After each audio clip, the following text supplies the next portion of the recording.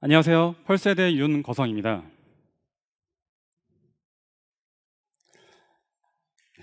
감사합니다. 여러분께서 잘 알고 계시듯이 아마존은 글로벌에서 가장 큰 이커머스 마켓 플랫폼입니다. 또 하나 흥미로운 사실은 아마존은 전 세계에서 세 번째로 큰 광고 기업이라는 점입니다. 이미 2020년도에 아마존의 광고 사업은 구글 유튜브의 글로벌 광고와 구독 매출을 크게 뛰어넘었고요. 북미에서는 곧 메타를 뛰어넘어서 시장의 2위로 성장할 것이라고 하는 시장 전문조사 기관의 발표 결과도 있습니다. 또한 소비자의 제품 탐색 행동이 이를 증명을 하고 있는데요. 온라인 쇼핑에서 사용자들이 구매를 할 때 가장 먼저 검색을 시도하는 플랫폼으로서 구글 같은 포털이 차지하는 비중은 42%인데 반해서 아마존이 차지하는 비중은 57%로 단순하게 아마존은 거래를 넘어서 상품 구매에 관심이 출발하는 첫 시작점이라는 점을 뜻하기도 합니다. 아마존 프라임데이는 연중 최대의 쇼핑 이벤트이고 많은 브랜드는 이날을 위해서 몇 개월간 준비를 하십니다. 브랜드 입장에서 프라임데이는 폭발적인 매출 성장을 만들어낼 수 있는 굉장히 좋은 기회이죠.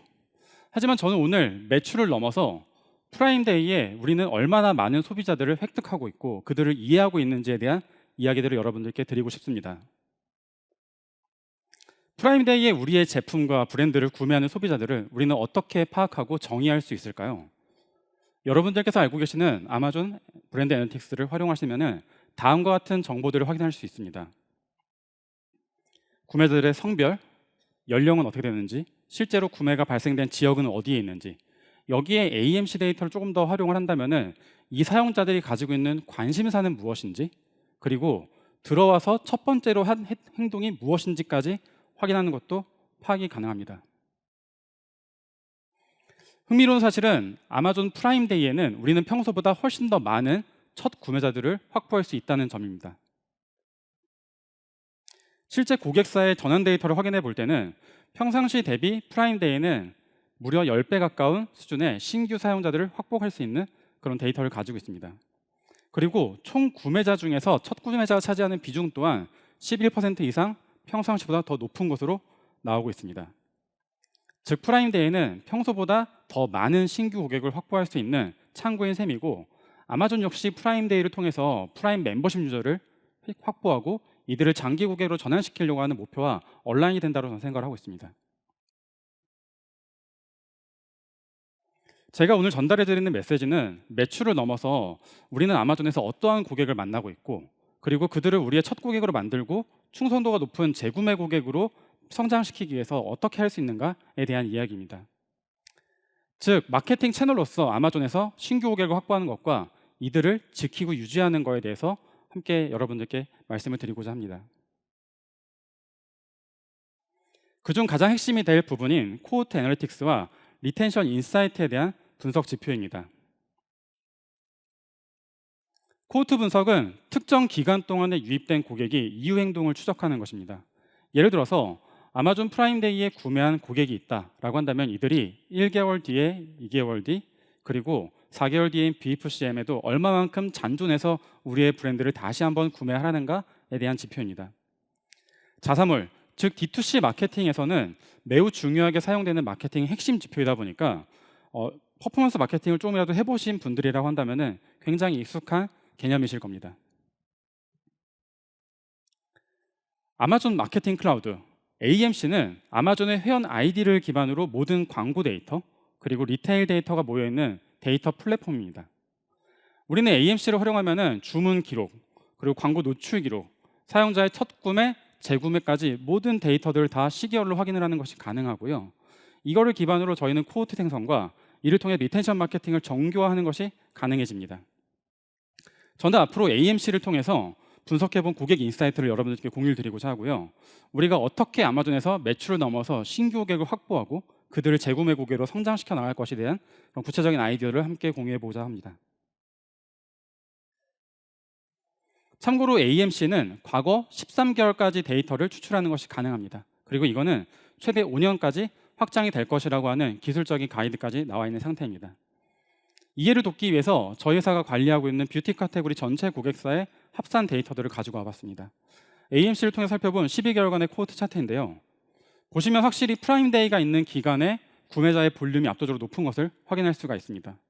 그리고 우측에는 LTV라고 하는 고객의 라이프타임 밸류까지 계산해서 이 사람들이 누적 기간 동안 어떻게 우리의 회사에 기여를 하고 있는지까지 대한 지표까지 확인이 가능하십니다. 그리고 이거를 라인 차트로 변환시켜 보겠습니다. 보시면 3, 4개월 차 되면은 고객의 리텐션이 급격하게 떨어져서 완만해지는 것을 보실 수가 있습니다. 실제 수치를 보면은 우리 제품을 구매한 고객의 98%는 3, 4개월 뒤에는 더 이상 우리 브랜드를 구매하지 않는다라는 점입니다. 프라임데이의 폭발적인 매출 성장을 만들어내기 위해서 저희는 집중을 하는 것도 중요합니다. 하지만 잘 아시는 아마존은 프라임데이 이외에도 평상시에도 꾸준한 매출이 발생되는 채널이고, 그래서 저희는 프라임데이와 같이 할인을 통해서 고객을 확보한 경우와 그리고 평상시에 비할인 기간에 구매한 유저의 코호트는 어떤 차이를 가지고 있을까를 한번 비교해 보았습니다. 과연 누가 더 많이 구매를 하고 저희 회사의 높은 LTV를 보여주고 있을까요? 할인이 없는 기간에 구매한 유저의 코호트와 라이프타임 밸류를 비교해 보면 비할인 기간에 구매한 유저의 코호트 리텐션 LTV가 무려 34%가량 더 높게 나오는 것을 확인할 수 있습니다. 쇼핑 피크 시장과 같이 이벤트를 통해서 대량으로 신규 고객을 확보했었다고 한다면 우리는 리타겟팅 캠페인을 통해서 고객의 로열티 리텐션을 확보하는 캠페인을 2차적으로 계속 진행을 해야 되는 것이고요. 그리고 LTV가 높은 사용자들을 확보하기 위해서 이벤트가 없는 평상시 기간에도 꾸준하게 고객과의 커뮤니케이션을 하면서 이 고객을 저희의 고객으로 만들어내는 것들이 필요하다고 볼 수 있습니다. 즉 이러한 데이터를 통해서 우리는 사용자를 다음과 같이 정의를 해볼 수 있을 것 같습니다. 일반 시즌 구매자와 이벤트 시즌의 구매자 특성을 이해하고 이를 기반으로 신규저를 애큐시하는 타겟팅 전략과 리타겟팅 전략, 그리고 각각에 대해서 LTV와 CAC를 비교한 기반으로 우리가 어느 정도의 로어스 타겟을 가져가도 되는지를 판단을 하고 캠페인을 준비하실 수가 있을 것입니다. 스폰서드 프로덕트, 검색 광고는 대부분의 고객이 가장 먼저 시작을 하고요, 가장 많은 금액을 집행하는 아마존의 핵심 광고 상품입니다.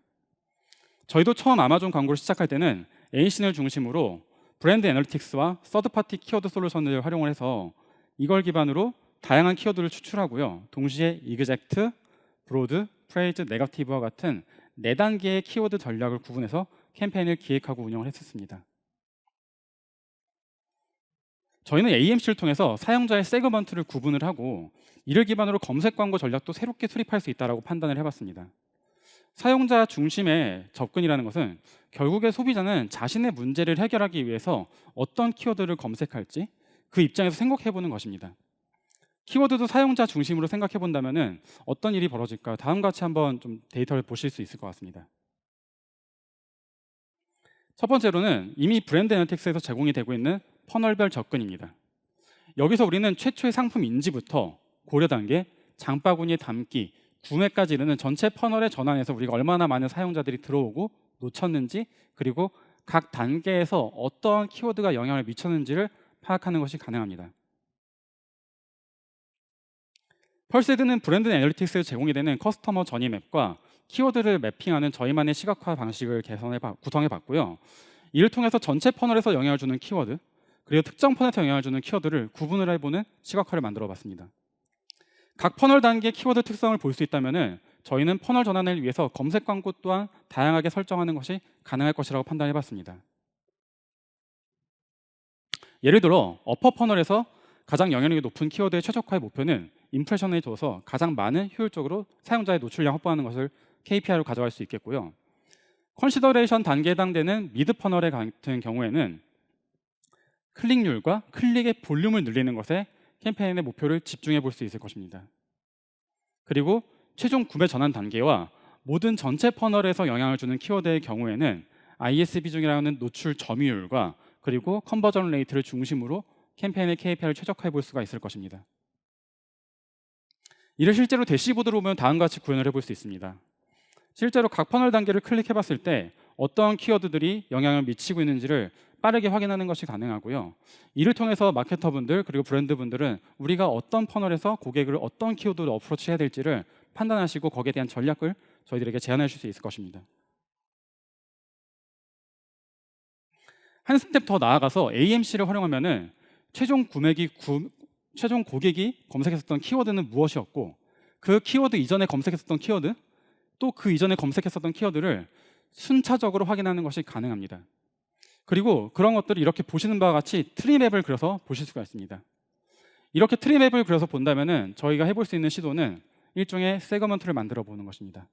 특정한 키워드를 중심으로 구매한 고객이 있다 한다면은 그들을 중심으로 고객의 세그먼트를 만들어 보고요. 아마도 이 세그먼트의 모수는 충분하지 않을 것입니다. 그러다 보니 AMC에서 제공이 되는 루걸라이크 모델링을 통해서 모수를 확장을 해볼 수가 있습니다. 이렇게 해서 저희가 키워드의 사용자의 세그먼트를 좀 구분해 본다면은 다음과 같이 예시를 한번 좀 만들어 볼 수 있을 것 같아요.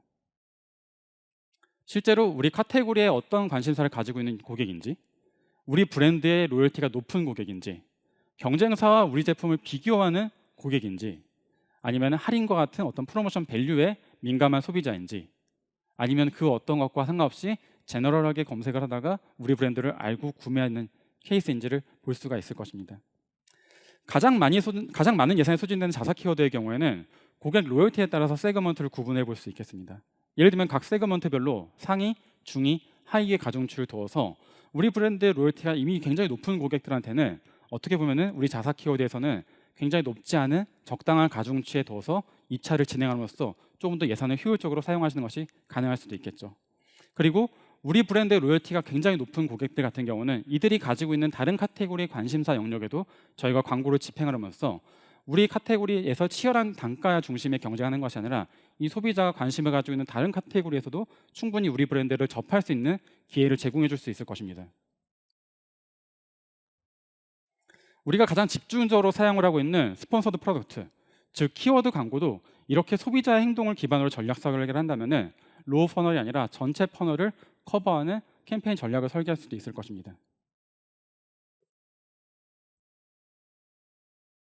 키워드 전략의 진화는 단순히 검색 광고의 효율을 넘어서 전 단계에서 고객한테 반복적으로 노출이 되고 관계를 형성하는 것으로서 이는 획득, 전환, 그리고 유지의 선순환을 강화한다고 저는 생각하고 있습니다. 온라인 쇼핑하는 소비자의 전이는 굉장히 복잡합니다. 우리가 잘 알고 있는 흔히 퍼널 중심의 마케팅 접근은, 이를 기반으로 한 퍼포먼스 마케팅은 무려 2007년도에 소개된 개념으로 벌써 18년이 지난 개념입니다. 하지만 아직도 굉장히 활발하게 저희가 쓰고 있죠. 그리고 아마존 또한 광고 상품이 매우 다양해서 전체 퍼널을 커버할 수 있는 다양한 상품 믹스를 가지고 있습니다. 그리고 우리는 이러한 다양한 상품들을 활용해서 이미 풀 퍼널을 커버하는 미디어 믹스 전략을 운영하고 계실 것입니다. 하지만 실제 소비자 행동은 이렇게 위에서 아래로 일방향으로 결정하지 않습니다. 실제 우리 소비자들은 마치 프레즈과 같이 되게 다양한 퍼널을 넘나들기도 하고요. 심지어 구매를 하지 않고 이탈을 해버리기도 합니다. 즉 다양한 퍼널을 넘나들기 때문에 저희는 각 단계마다 소비자의 경로에 거미줄과 같이 촘촘하게 우리의 광고와 브랜드가 노출될 수 있도록 설정하는 것이 저는 굉장히 중요하다고 생각을 하고 있습니다.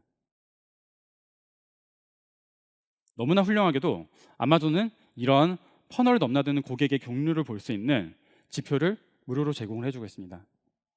여러분들께서 아마존 DSP를 활용하신다면 이렇게 멀티터치 경로를 확인할 수 있는 지표를 바로 보실 수가 있습니다.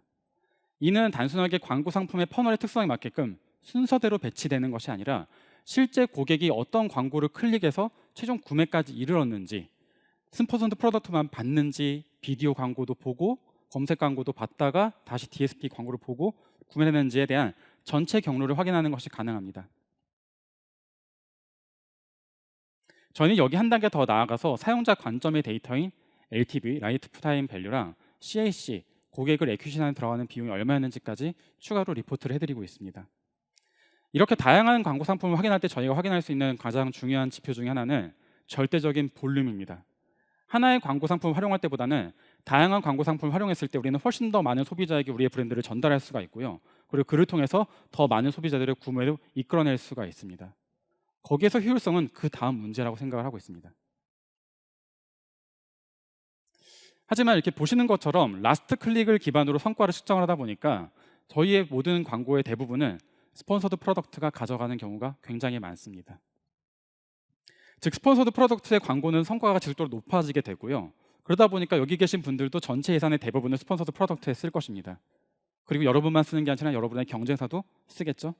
그러면 키워드 단가는 계속 높아지고요. 광고 성과는 그 이전보다 효율이 떨어지는 그런 문제를 경험하시게 될 것입니다. 그리고 이런 개념을 오히려 더 잘 활용하기 위해서는 아마존은 라스트 클릭에만 의존하는 것이 아니라 전체 상품의 성과를 고르게 확인할 수 있는 멀티터치 어트리뷰션을 확인하도록 권장을 하고 있고, AMC에서도 이 멀티터치 어트리뷰션에 대한 모델링과 가이드라인을 제공을 해주고 있습니다. 그러면 이런 실제 성과에 대해서 멀티터치 어트리뷰션을 적용한다면 어떻게 우리가 광고 상품별로 퍼포먼스를 구분을 해볼 수 있는지 데이터를 한번 확인을 해보겠습니다. 기존의 라스트 클릭 모델에서는 압도적으로 스폰서드 프로덕트에 대한 로아스가 가장 높게 나왔었습니다. 하지만 멀티터치 어트리뷰션 모델링을 적용했었을 때는 오히려 스폰서드 프로덕트보다는 DSP나 다른 상품의 기여도까지 같이 올라가게 되고요. 그리고 각 퍼널에서 각각의 광고 상품들이 어디에 어떻게 기여를 하고 있는지를 저희가 파악하는 것이 가능합니다. 예를 들면 DSP 같은 경우는 어웨어니스에 가장 많은 영향도를 주고 있거든요. 그러다 보니까 DSP 캠페인의 대부분은 어웨어니스에 집중을 하고 일부분은 최종 컨버전에 집중을 하는 식으로 캠페인의 설계를 나눴을 때는 저희가 보다 더 효율적인 아마존 전체 광고 상품에 대한 퍼널 설계를 할 수 있다는 점입니다. 쇼핑 유저의 57%는 아마존에서 가장 먼저 검색을 한다고 말씀을 드렸습니다. 그 말은 43%는 아마존이 아닌 다른 채널에서 검색을 하고 구매를 한다는 것입니다. 제품 구매뿐 아니라 일상적인 컨텐츠 소비를 위해서도 소비자는 소셜미디어를 굉장히 높은 빈도로 활용을 하고 있고요. 여기에서도 우리는 저희의 제품을 적극적으로 노출하는 것이 가능합니다. 즉 외부 마케팅 채널과 아마존 매출 간의 연결고리를 파악하는 것은 매우 중요해졌습니다. 아마존 광고는 어트리뷰션이라고 하는 도구를 제공해서 외부 매체에서 아마존 유입이 되는 트래픽의 성과도 측정할 수 있도록 하고 있습니다. 펄세드는 광고 기술 기업으로서 아마존 광고 리테일에 관련된 전체 기술 연동을 완료했고요. 그리고 심지어 구글, 메타, 틱톡과 같은 광고 캠페인의 API까지 연동을 완료했습니다. 이를 기반으로 통합 성과 측정을 저희 고객사에 제공을 해주고 있는데요. 실제로 데이터를 확인을 해보면 일자별로 어떤 채널에서 얼마만큼 유입이 되고 있고 실제 구매 전환으로 연결이 되고 있는지를 한눈에 파악할 수 있게 제공해드리고 있습니다. 이를 기반으로 오프 아마존 매체와 아마존 애드를 통합하는 미디어 믹스를 우리는 구성을 할 수 있고 보다 더 우리 예산을 효율적으로 집행하는 것이 가능해집니다. 우리는 아마존에서 소비자를 중심으로 생각하는 법을 함께 스터디를 했습니다. 구글, 메타, 틱톡과 같은 매체는 각 매체가 가지고 있는 고유의 데이터와 매체 특성을 기반으로 최적화된 광고를 집행하는 것이 가능합니다. 그리고 아마존 DSP는 수많은 웹, 앱 광고 지면과 연동이 되어 있고 아마존의 회원 아이디를 기반으로 프로그래매틱 광고, 즉 오디언스 기반의 광고를 집행하는 것이 가능합니다. 중요한 점은 더 이상 각 채널의 성과를 우리는 구분하지 않고 하나로 합쳐서 볼 필요가 있다는 점입니다. 외부 채널과 내부 채널을 아마존 어트리뷰션과 AMC를 통해서 통합 성과를 분석하게 된다면 우리는 전체 경로를 이용하는 소비자 전열을 좀 더 명확하게 파악할 수 있고 그들을 저희의 고객으로 쉽게 만들 수 있을 것이라고 생각합니다. 우리가 이야기하는 자사몰은 월드와이드웹, 인터넷 생태계에 의해서 만들어진 온라인 스토어입니다. 그리고 아마존 브랜드 스토어는 아마존이라는 생태계에서 만들어진 여러분들의 온라인 스토어입니다. 아마존 스토어를 자사몰 다루듯이 운영하시길 바랍니다. 많은 브랜드가 D2C 자사몰에서는 고객 데이터 분석과 CRM과 같은 활동들을 잘하고 계시지만 실제 아마존에서는 그러지 못하는 경우가 많은 것 같습니다. 하지만 앞서 보여드린 예시와 같이 AMC를 활용한다면 우리는 신규 고객 확보하고 재구매를 통해서 나아가 브랜드 애드보카시를 가진 유저까지 확보하는 것이 가능합니다. 이제는 아마존에서 매출을 넘어서 유저를 애퀴지션 해야 될 때라고 말씀을 드리고 싶습니다. 오늘 여러분들께 많은 자료를 보여드렸는데 간단한 핵심 사항들 빠르게 요약해 보겠습니다. 첫 번째, 우리 제품을 접하는 고객을 다양한 세그먼트로 구분해 보십시오. 그리고 검색 광고는 하이 퍼널만 집중하는 것이 아닌 전체 퍼널을 커버하는 방식으로 확장을 해서 생각을 해보면 좋겠습니다. 코호트 분석은 고객과의 장기적인 릴레이션십을 확인할 수 있는 중요한 지표입니다. 우리가 어렵게 확보한 고객은 3, 4개월 뒤엔 98%가 이탈합니다. 이들을 쉽게 놓치지 않는 유저 애퀴지션 전략을 가져가시길 바랍니다. 우리의 고객의 구매 정은 굉장히 복잡합니다. 아마존의 다양한 광고 상품을 요소에 저희는 배치를 해서 고객이 빠져나갈 틈을 주지 않는 것이 중요할 것입니다. 인터넷 트래픽 중에 쇼핑이 차지하는 비중은 이 정도입니다. 우리의 고객이 훨씬 더 많은 시간을 다른 곳에서 보내고 있습니다. 온라인에서 가장 많은 구매가 이루어지는 아마존을 중심으로 고객의 데이터가 흐를 수 있도록 저희가 준비를 하는 것이 필요하다고 생각을 합니다. AMC는 비교적 최신 기술로 아직 글로벌 사례가 풍부하지는 않습니다. 저희도 스터디를 하면서 다양한 실험들을 고객과 함께 해나가고 있고요. 아마존에서 저희가 해볼 수 있는 여러 가지 시도들을 함께 만들어가길 희망하고 있습니다. 궁금하신 점 있다면 언제든지 저희 팀을 찾아주시고 이런 데이터도 볼 수 있는가 궁금하시면 저희 부스로 방문해 주시기 바라겠습니다. 감사합니다.